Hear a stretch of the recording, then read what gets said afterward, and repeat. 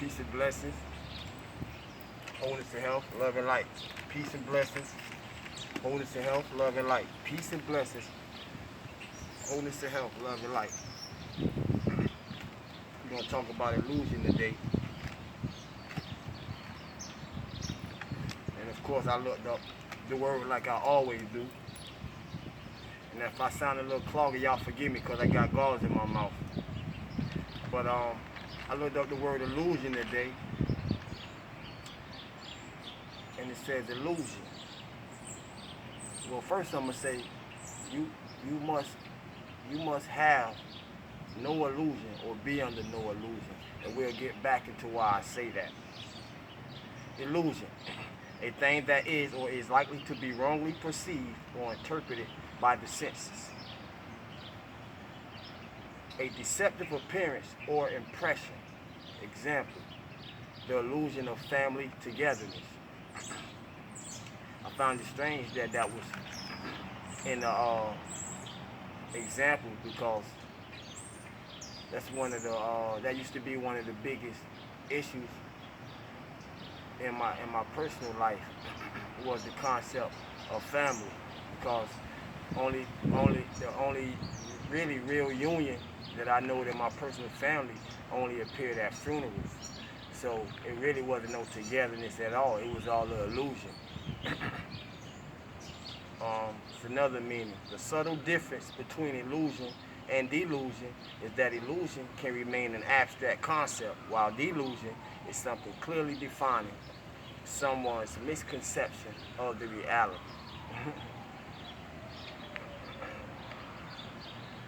What does it mean not to be under the illusion, or what does it mean not to have an illusion? To me, it is to know and understand the reality of a truth of a situation based on the facts. Truth without facts is really just an opinion. Truth has to be based on facts, universal facts. We're going to go to synonym finder. Illusion. Fantasy, hallucination, mirage, phantasmagoria, vapor, pipe dream, delusion, phantasm, shadow, specter, chimera, phantom, will-o'-the-wisp, aberration, haunt, fear, haunting fear, nightmare, whimsy, caprice, figment, maggot, flight of fancy, notion. There's plenty more, but we ain't gonna go through them all. It ain't necessary. We're gonna get on off into this. Illusion. We break through the matrix, we must break through the illusion. When we break through the illusion, the matrix is broken. The only way to the highest version of yourself is to be brutally self-honest. I'm going to repeat that again. The only way to be the highest version of yourself is to be brutally self-honest. I'm going to repeat it again. The only way to be the highest version of yourself is to be brutally self-honest. Each interaction with each individual is a part of a continual learning dynamic. When you interact with another, an illusion is part of this dynamic. The illusion allows each soul to perceive what it needs to understand in order to heal. It creates like a living picture shadow or show the situations that are necessary to bring in the wholeness, the aspect of each soul that requires healing. The illusion is a learning vehicle. It is of the personality. You will leave the illusion or ego behind when you die. When you return home, yet a personality that lives in love and light, that sees through the eyes of its soul, metaphorically speaking, can see the illusion and simultaneously not be drawn into it. This is an authentically empowered personality. This is what is meant by being in the world and not of it as well. The illusion is exquisitely intimate to the needs of each soul. Always each situation serves each person involved. It is not a one-way street. You cannot and will not encounter a circumstance or a single moment that does not serve directly and immediately the need of your soul to heal, to come into wholeness. The illusion for each soul is created by its intentions. Make sure your intentions be pure. Therefore, the illusion is alive at each moment with the most appropriate experiences that you can have in order for your soul to heal. The illusion is malleable. This does not mean that what is created jointly within the illusion does not have an independence of the individual souls that participated in its creation. We all play a part in this mess that we made.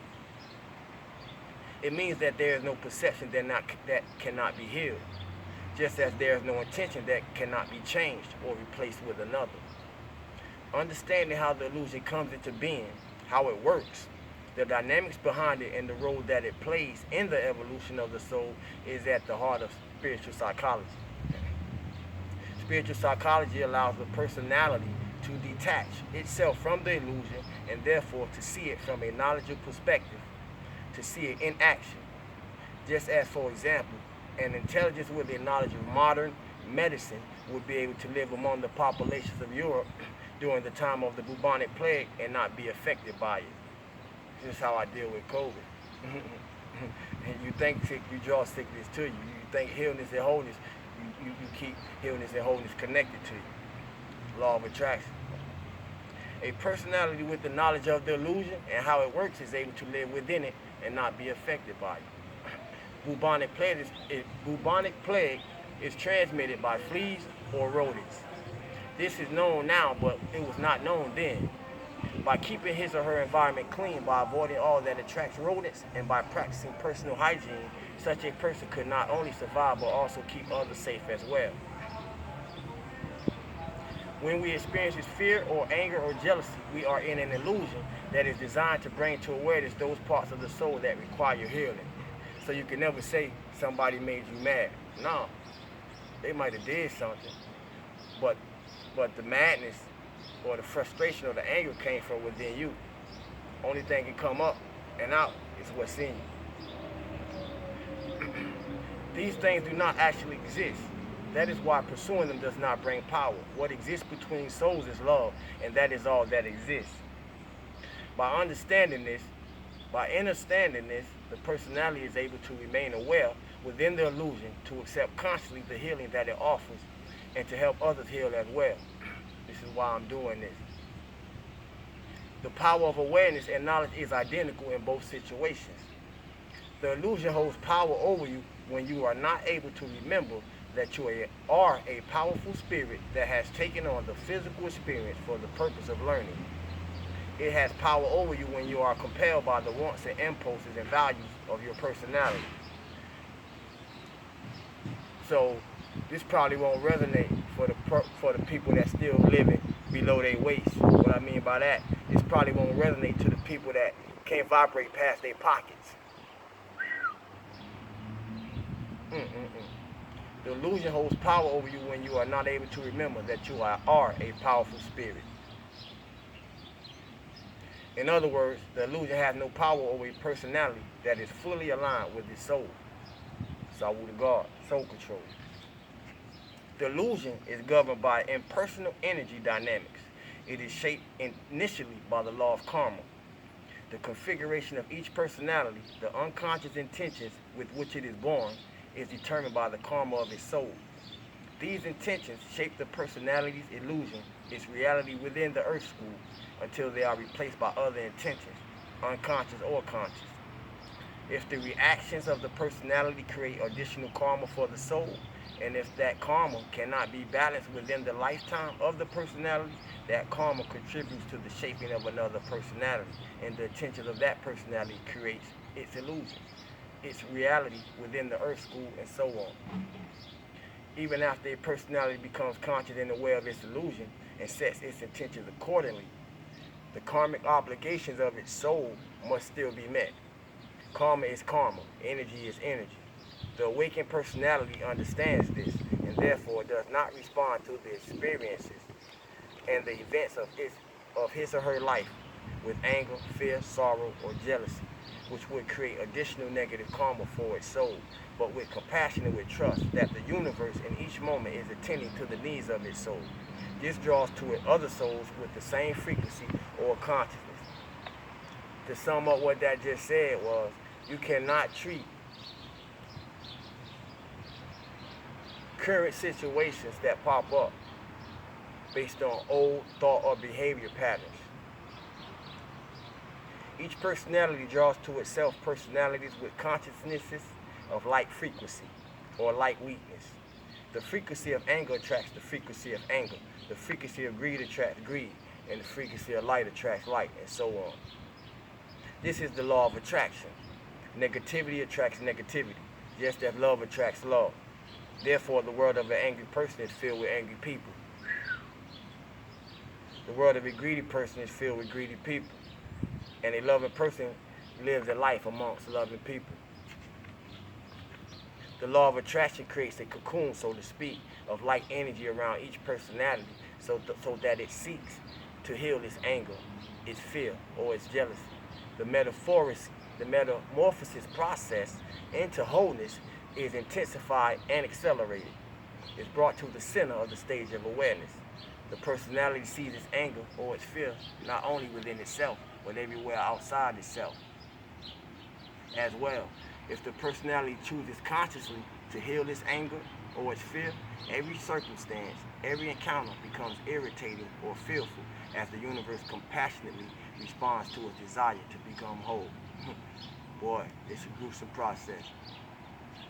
As the anger or the fear within a personality builds, the world in which it lives increasingly reflects the anger, the fear that it must heal, so that eventually, ultimately, the personality will see that it is creating its own experiences and perceptions, that its righteous anger or justifiable fear originates within itself, and therefore can be replaced by other perceptions and experiences only through the force of your own being. Just as the frequency of anger evokes a light frequency in the consciousness of those around an angry personality, the frequency of love awakens also light responses. It is the intention that determines the effect. It is the intention that determines the effect. It is the intention that determines the effect. If what you offer to others is not sensitive, if it does not support and nourish, if it does not empower but disempowers them, it will be met with resistance at some level. And that resistance will be the counterpart of your energy that seeks to disempower or to control. Separation and distance are always the result of pursuit of external power. Within the impersonal framework operate the dynamics of temptation and responsible choice. The human emotional system can be broken down into roughly two elements, fear and love. Love is of the soul, fear is of the personality. The illusion of each personality is generated by and sustained by the emotions that follow fear, such as anger, rage, vengefulness, hatred, jealousy, envy, loneliness, spite, sorrow, despair, grief, regret, greed, lust, arrogance, alienation, self-pity, lethargy, guilt, resentment, and feelings of inferiority and superiority. Emotions such as these lead to corresponding behaviors such as selfishness toward people and animals and the earth and the kingdoms of the earth, and using others in the many ways that humans use one another. Commercially, sexually, emotionally, and lying, manipulation, violence, brutality, impatience, ridicule, and judgment. When the personality is unconscious, every emotion of fear that follows fear produces a negative behavior that creates negative karma for its soul. Each of the emotions that follow fear can cause any of the behaviors that are based upon fear. Jealousy, for example, can result in lying or in ridicule, which are forms of manipulation, or in violence. Greed can result in impatience, which is a form of selfishness, or judging or using others. If you are unconscious of the part of yourself that is angry, for example, if you are unaware of yourself as a splinter personality, for example, you will enact the anger of the you will enact the part of yourself without thinking. It'll be easy for people to trigger you. You basically somebody, you people push button, in other words. You will strike out, or withdraw, or ridicule, or in some way express your anger.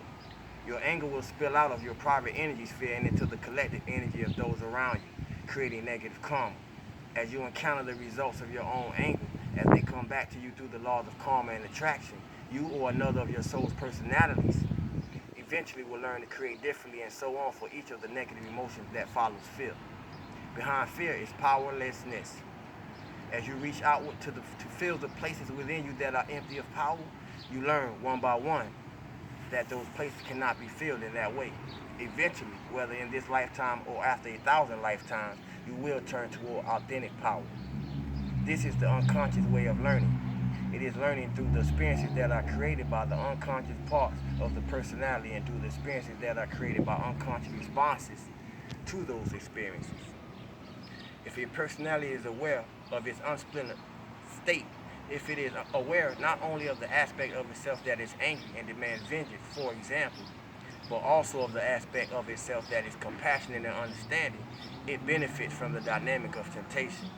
It is able to preview the consequences of identifying with the frequency of energy that is anger that is running through its system, to look them over in advance of living them, and then to decide whether they are worth expressing the anger that it feels.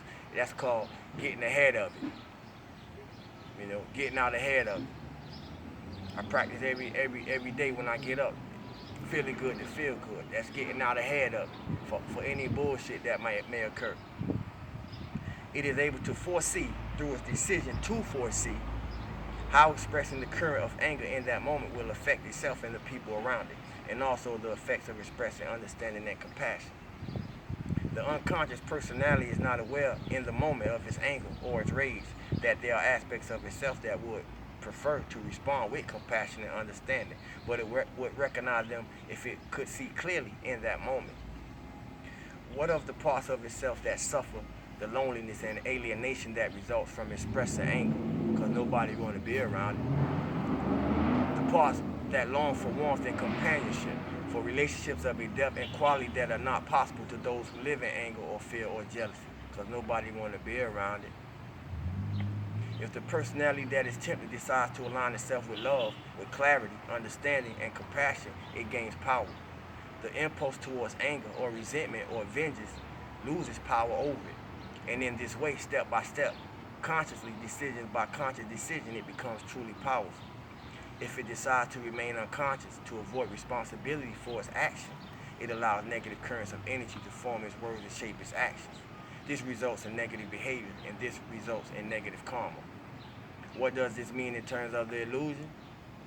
Negative behavior produces within others and within oneself negative emotions, and therefore more opportunities to gain power through responsible choice or to create negative karma.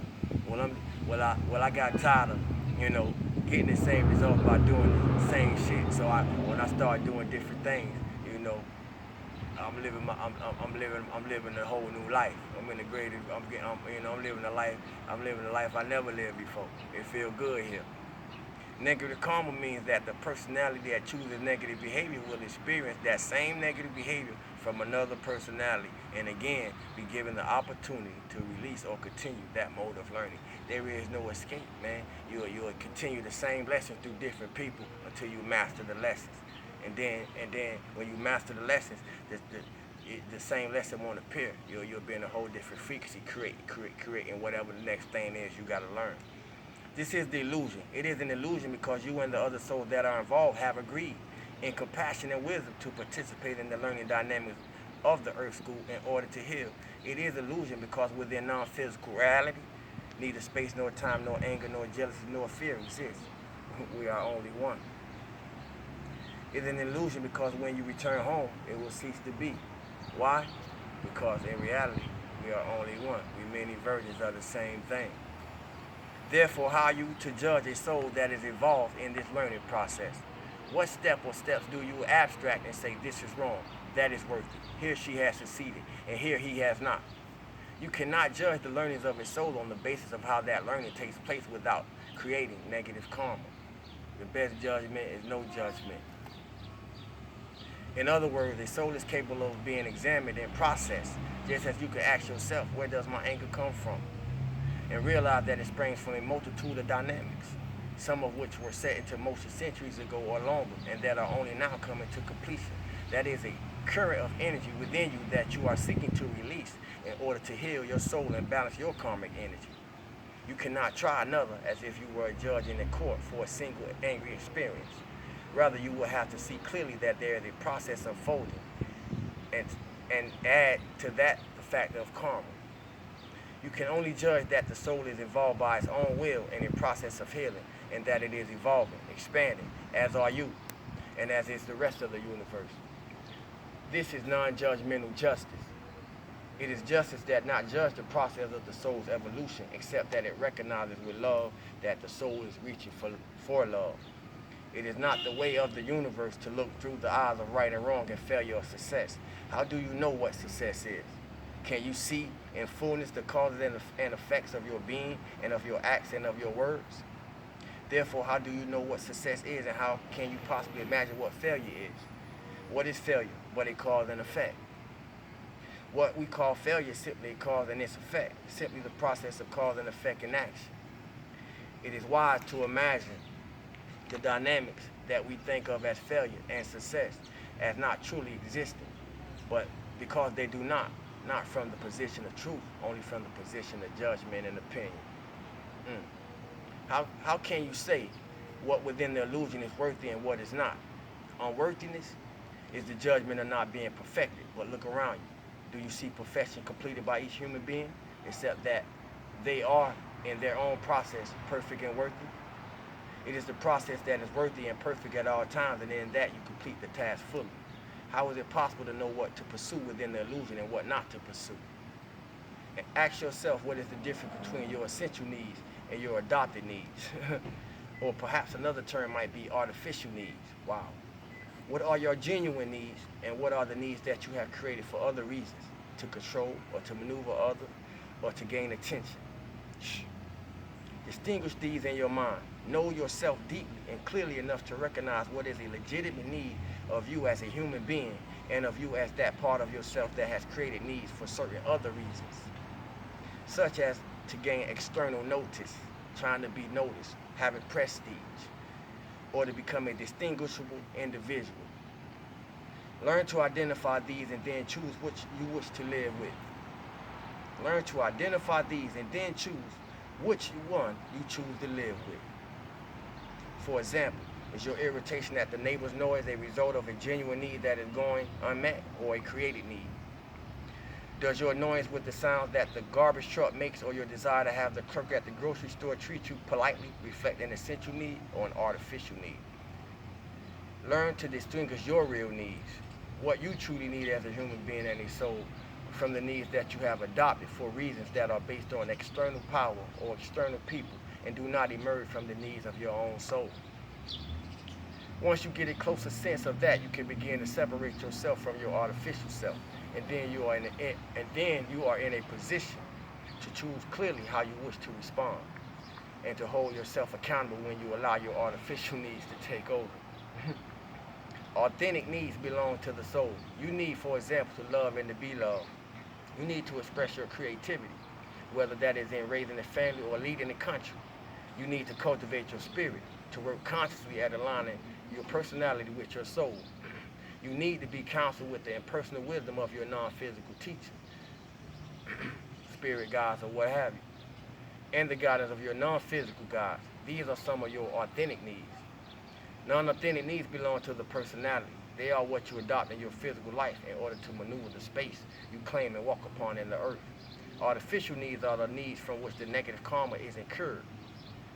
As you reach to fulfill these needs without letting them go and bending and flowing, as you determine to have them satisfied or to use them, you can gain great negative karma. A non-authentic need is a barrier. Neither nations nor individuals need as much as they have. Greedy. They are artificial barriers, and the purpose behind their formation is the accumulation of external power.